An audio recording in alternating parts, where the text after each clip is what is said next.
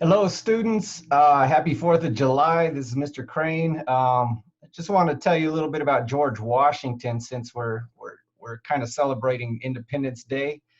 Um, and I will include a video with this that kind of gives an overview of his life.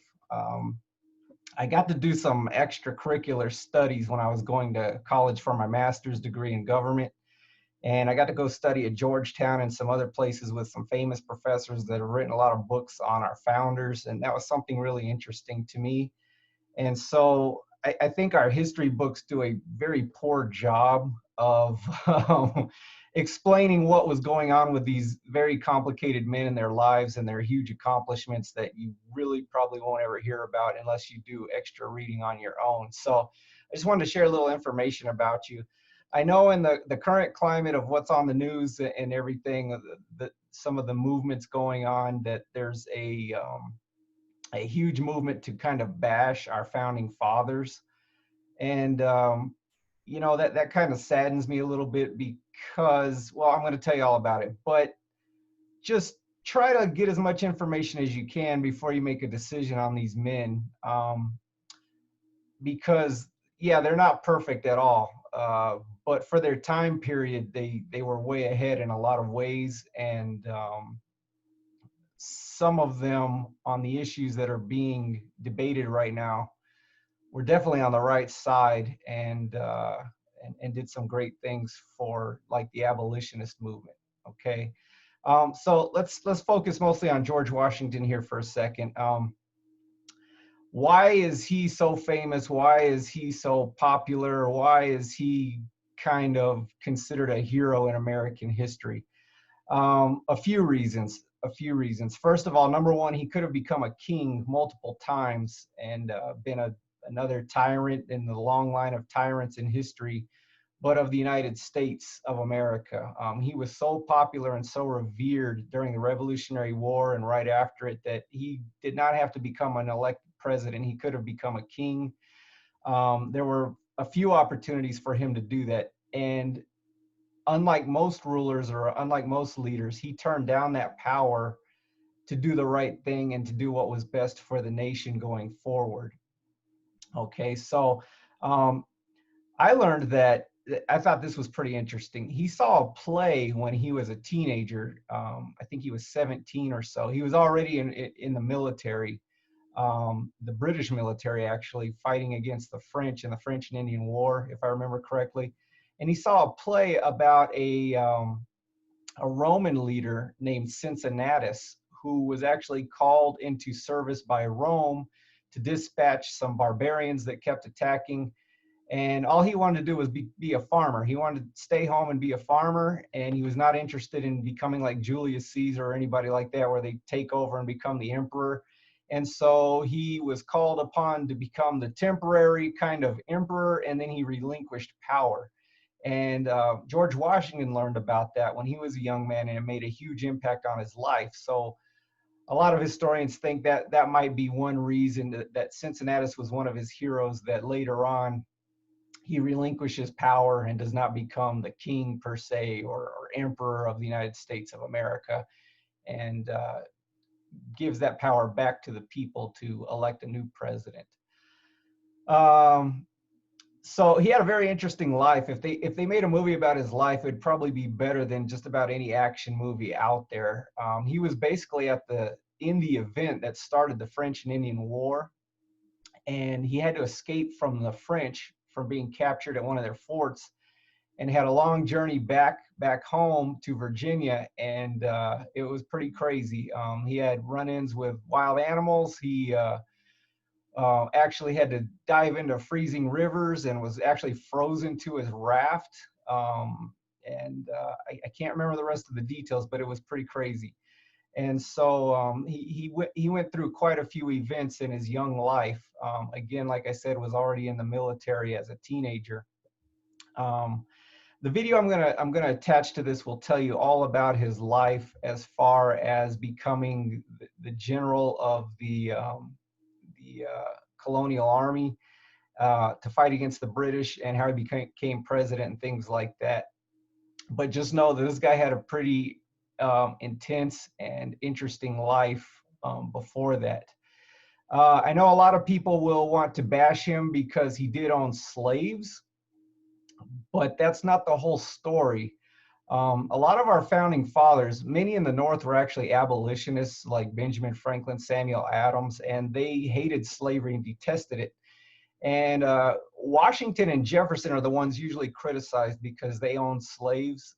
But if you read their writings, their own personal writings, um, they realize the evil of slavery and were trying to fix that as they go through life, as they get older. Thomas Jefferson actually worked to free his own slaves from himself legally and in slavery in Virginia when he was governor there, but the King of England denied that. He would not let them do that. But Thomas Jefferson was trying to free his own slaves.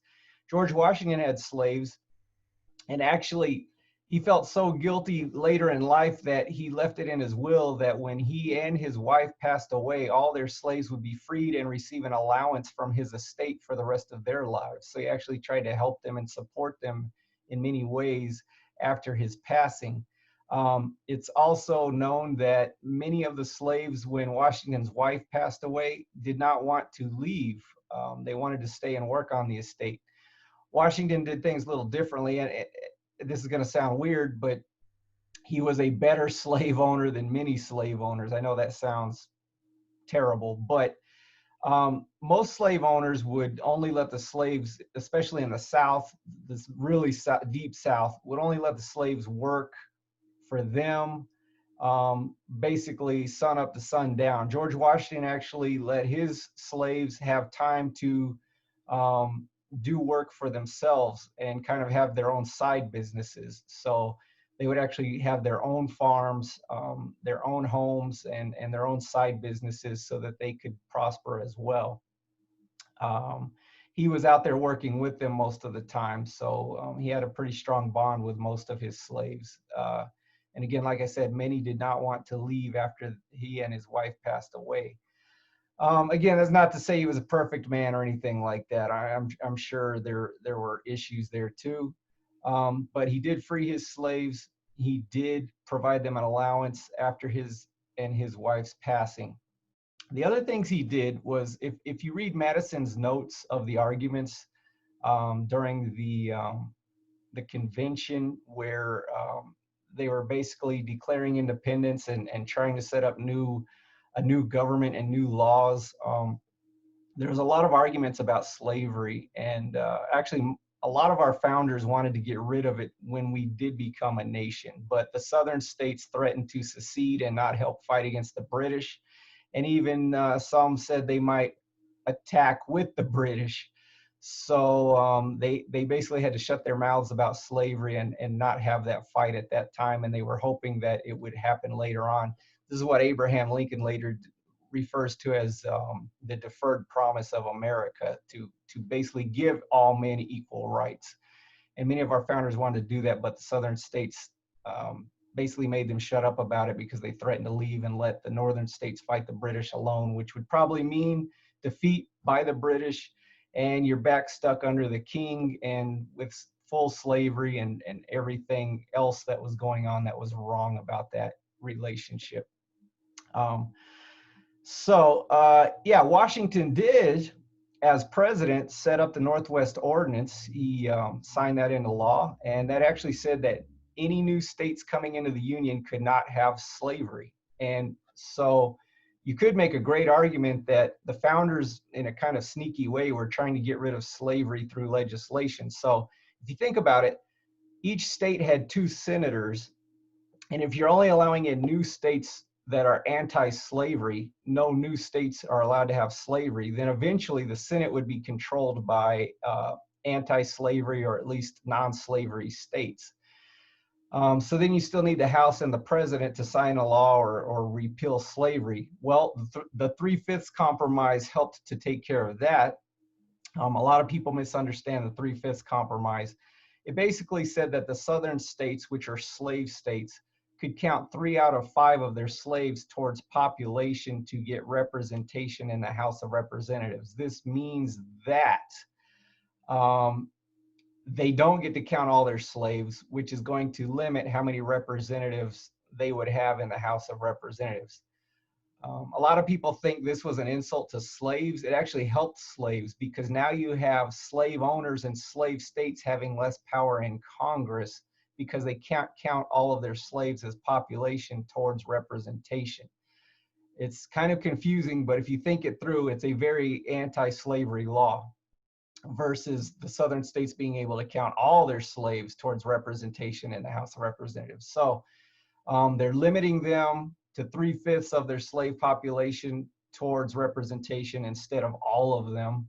So that's going to decrease their power in the House of Representatives. And then with the Northwest Ordinance, the Senate would actually, over time, become less slave-oriented and become more anti-slavery, or at least non-slavery oriented. And then if you had the right president in there, you would have the House, the Senate, and the presidency, and you could actually sign laws to limit, restrict, or basically abolish slavery in time. And so that's another thing that George Washington supported. So yeah, pretty interesting guy. I'm just going to share the video now with you. It'll be in the email. If you're one of my students online, you're welcome to watch that, take notes, and send me your notes for extra credit on your next quiz. I'll give you 20 points extra credit on your next quiz. And I hope you guys enjoy the 4th of July celebrations. Stay safe. Please study our founders. Very complicated people. No, they're not perfect. Again, for the time period, they were pretty good guys overall, I think, as far as their stances on slavery and things like that. They were trying to do some things, and the King of England shut them down. And again, the United States, one of the first countries to get rid of slavery. Yes, England technically got rid of slavery first, but then throughout their whole empire, all their land holdings, they still had slavery for much longer than we did. And again, our founders were trying to get rid of slavery from the get-go, but they were afraid of having to fight England without that help of the southern states. I did hear an interesting statistics the other day. During the Civil War, only 9% of our people in the United States owned slaves at the time. 91% did not own any slaves. It was a very small population in the Deep South, mostly, and most of our states and many of our leaders did not support slavery at that time. And again, that's why the Republican Party was founded, to have an anti-slavery party. It was basically people that were formerly in the Democratic Party and broke off because they did not support slavery and wanted an anti-slavery party. And that's how the Republican Party was formed going forward during that time period. Again, if you guys want some extra credit, take notes on the video or maybe my talk or both, and send those in, give you extra credit. If you have any questions, I'd love to discuss this with you. You guys take care and have a safe 4th of July weekend.